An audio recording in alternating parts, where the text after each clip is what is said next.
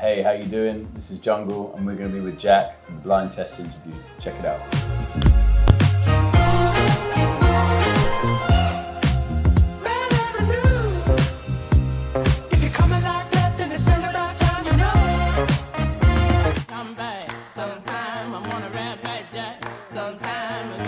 Moby, isn't it? What's the song called though? Honey. Is it Honey? From Play. Probably like 1998 or 99. The first tape that you ever got. Indeed. But then, yeah, my dad was burning CDs back then. He'd get it from one CD and just copy it onto another CD. That's piracy. It's probably like one of the first albums that I bought. I remember like putting it in the cassette machine in my mum's car. And yeah, just like, I guess it was my first experience of electronic music. I do still listen to Moby.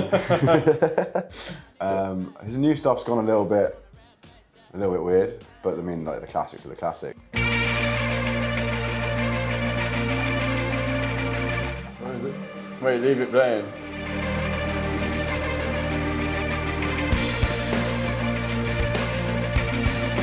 Oh, there he is. There he is. Go on, Arthur. What Next is that? question. No, Sunday. Oh, Someday, yeah. Oh, fair enough. It's Someday then. Which is actually 20 years old. I think is a hugely influential record for us, especially because it came at a time when we were 14, 15, sort of growing up, maybe even earlier, 13, 14, 15, those years. The Strokes and bands like Kings of Leon and The Thrills and stuff were hugely influential to our early years, and I think that those years are really important to people. Like everybody remembers music's so exciting between the age of 13 and 22, and I think obviously you start to 21. Well, I don't know. I just made that number up. But you get past a certain age and you over intellectualize it. It becomes a little bit more like there's a freeness to that youthful listening of music, and it almost like soundtracks the development of who you are. Like the vocal. It's Can. Neu. There we go.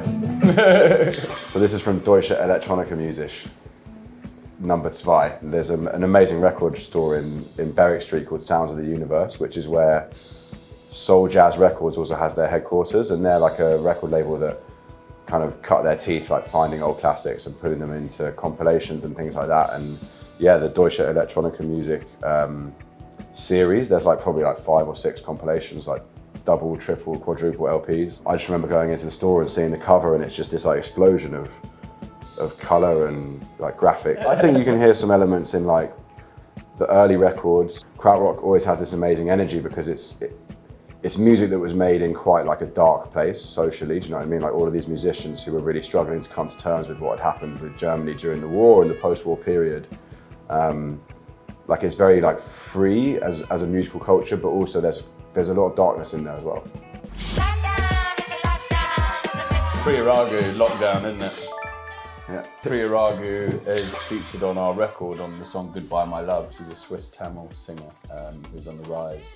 And she's got a great, really jazzy, beautiful tone. Did you think we could make it right? For the kingdom, if I can. I'm waiting for the man. Yeah. No. Heroin. There we go. He's doing that. Great sounding music. Sound. It's just got a sound, and Lou Reed's amazing, and his vocals really, really cool, and they just didn't really care too much, it just sounds cool. And obviously the Strokes are massively influenced by Velvet Underground and bands like Television, so we wouldn't have the Strokes, so probably, we wouldn't have been inspired by the Strokes if the Strokes hadn't been inspired by Television and Velvet Underground.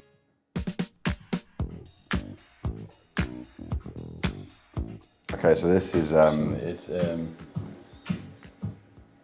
it's Gino Socio. Try it out and connect with stuff because it makes us feel something. And when you talk about these, like the sounds of stuff, then I think it has to have a je ne sais quoi, Can I listen to a song without analysing it? I think if you put yourself in the right mindset, then yeah, definitely. It has definitely become more difficult to do that. I think that comes when the song's really good. It's like a movie, you know.